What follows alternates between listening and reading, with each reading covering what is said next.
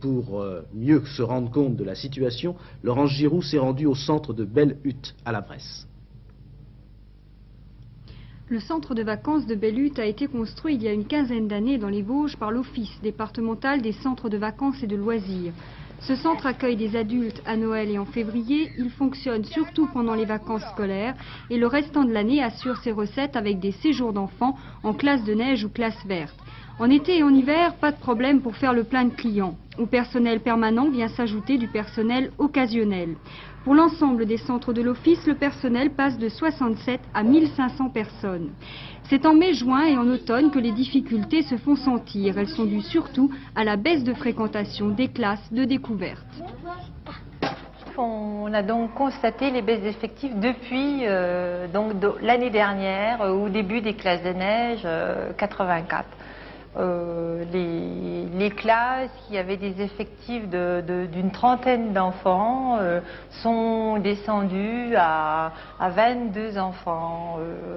C'est très bien pour les enseignants parce que c'était très difficile d'avoir des grosses classes. Mais disons que pour nous, c'est l'inconvénient. La baisse de fréquentation s'explique aussi par la réduction des budgets communaux. Conséquence, moins d'élèves sont envoyés en classe de découverte. L'Office départemental des centres de vacances pourrait bien sûr fermer les centres les moins rentables. Mais chacun d'entre eux étant spécialisé dans une activité précise, équitation, voile, il est aussi indispensable. Dès lors, une seule alternative, soit on garde l'ensemble du personnel qu'il faut payer, bien qu'il soit inoccupé et que le centre ne fasse pas recette, soit on supprime des emplois. C'est la solution retenue. 2 personnes seront licenciées à Belle-Hutte. Dans l'ensemble, le licenciement touche 24 employés permanents. Mais ils ne perdront pas pour autant leur emploi.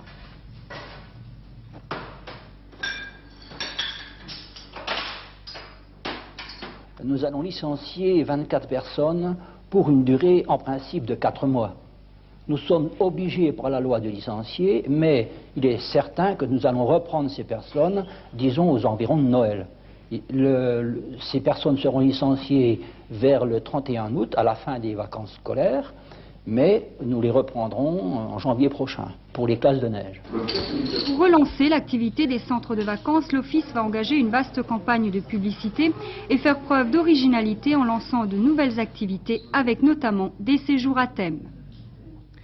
L'image. Patrick Germain avait bâti hier son magazine 3 premières sur ce thème de l'image, un thème sur lequel nous revenons ce soir à propos du salon de la photo, du cinéma et de la vidéo qui ouvre ses portes pour 3 jours à la Foire internationale de Metz. L'image, qu'elle soit fixe comme la photographie ou animée grâce au film ou à la vidéo, fait désormais partie de notre vie. Elle est partout et pour réaliser cette image, des moyens de plus en plus élaborés, des moyens qui chaque jour évoluent. Le salon, c'est l'occasion pour les amateurs d'image de faire le point.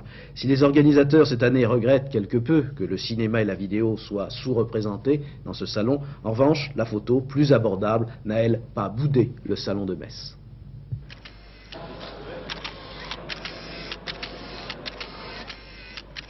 Clic-clac pour les 120 marques présentes sur ce salon.